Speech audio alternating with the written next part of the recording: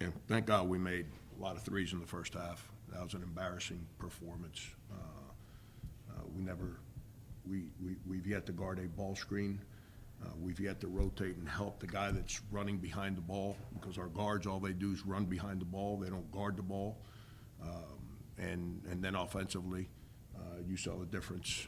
In the first half, we just made open threes, and in the second half, we couldn't make layups. We never did anything right offensively, other than the one baseline out of bounds play where we made the three. Outside of that, I don't think we did anything properly today.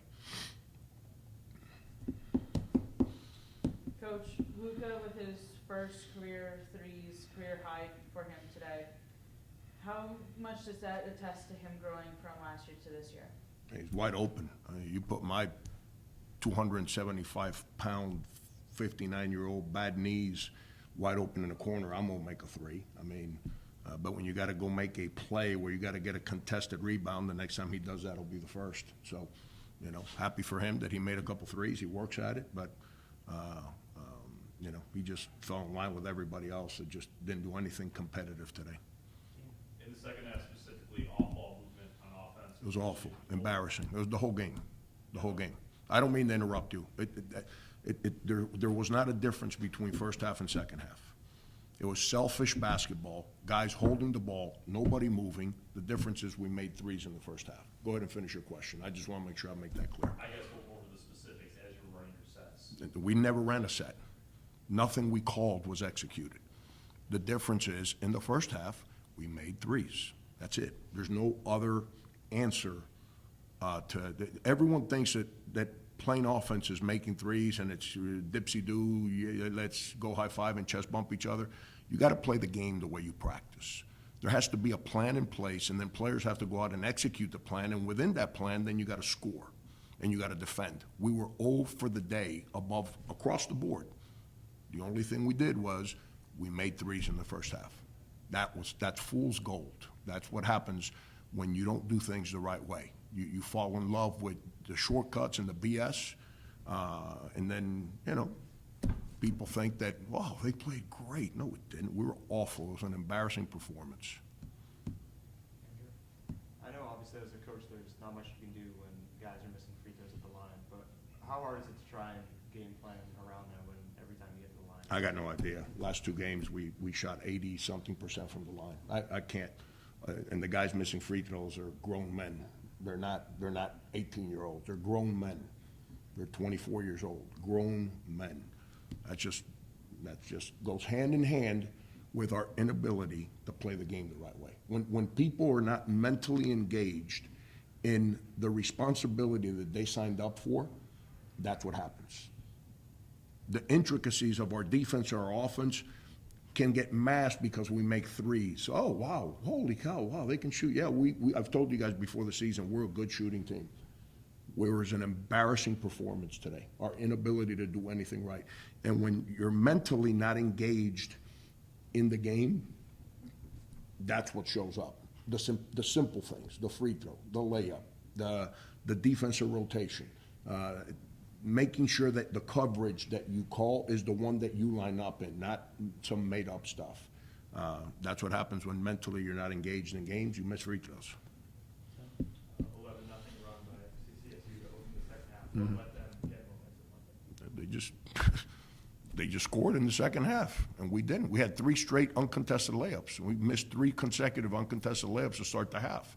So in the first half, we make threes, and their open shots didn't go in. In the second half, it flipped. Their open shots went in, and we missed our shots. That means we didn't play the right way. That's the only difference in the game.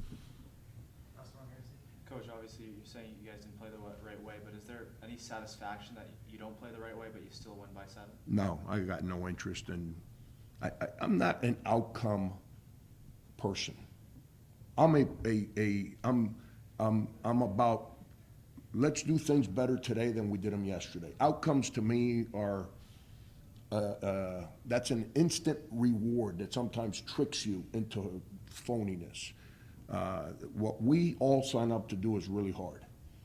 You don't shortcut your way to winning. Sometimes you win, sometimes you lose. Sometimes you play really well and you don't win. Those nights I go home and I'm miserable. because that means I needed to make one more decision to help our guys, to help us win that game, and I probably screwed up a decision somewhere along the lines. When we play like we played today, you don't take solace in winning. You take solace in doing things the right way. You know, maybe I need to, like, quit being a head coach and go be Tom Izzo's assistant. That way I can be a miserable SOB with him, because he said in his press conference the other day, and he is so right. He is so right. Like, you know, he and I would, and we're friends, he and I would probably sit there tonight and make each other the two most miserable human beings after a win. Because we're old school people that believe in doing things the right way, not doing things on however you feel like doing things. There is a rhyme, and if we didn't practice, if our practices were, let's just come in here and shoot hook shots and free throws, that's what we do in practice, I'd be happy today, because we figured out a way to win. But that's not how we practice. We practice and watch film, and there is a purpose to how we're supposed to play. And then you got to go out and play the game the way you practice it. We're a good shooting team. If we were a bad shooting team, like you saw in the second half, we'd had zero chance to win regardless of who we played against today. We just won because we made shots in the first half. We didn't win because we played the right way. I want to play the right way. And then along the lines, when you create the discipline, the desire, the consistency, the will to do the hard things, and you make shots, then you got a chance to play for a championship. And that's when I get out of bed every day. That's what I coach for. I don't coach to win a game. I coach to build a team that's prepared to win. And when you have performances like this today, it piggybacks to our practice yesterday. I told our guys at the end of practice yesterday, I said, this is bad, man. I hope you guys play better. And didn't. So, you know, it's now, am I going to come in here on Monday and hate everybody and be negative to people? No. I got to come in here on Monday and figure out a way to get these guys to understand that what happened in the last 48 hours is totally unacceptable if we're going to become a good basketball team. I don't need a record in November to tell me who's. Do you realize the Patriots won the Super Bowl in 2001? You're young. How old are you? 19. Okay, so you were not around when I lived in Boston, okay? You know the Patriots won the Super Bowl in 2000 whatever? Of course.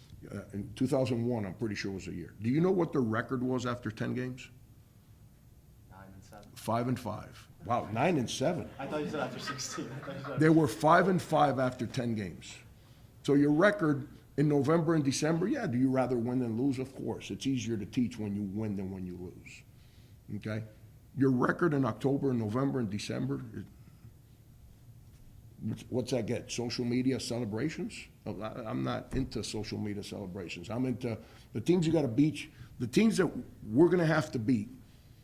If given the opportunity, 3 consecutive days in Cleveland in March, we play like this, we're packing our bags and going home. I'm not very interested in packing my bags and going home after the first day. This team has a chance to be too good to accept the mentality that we prepared with today. Thank you.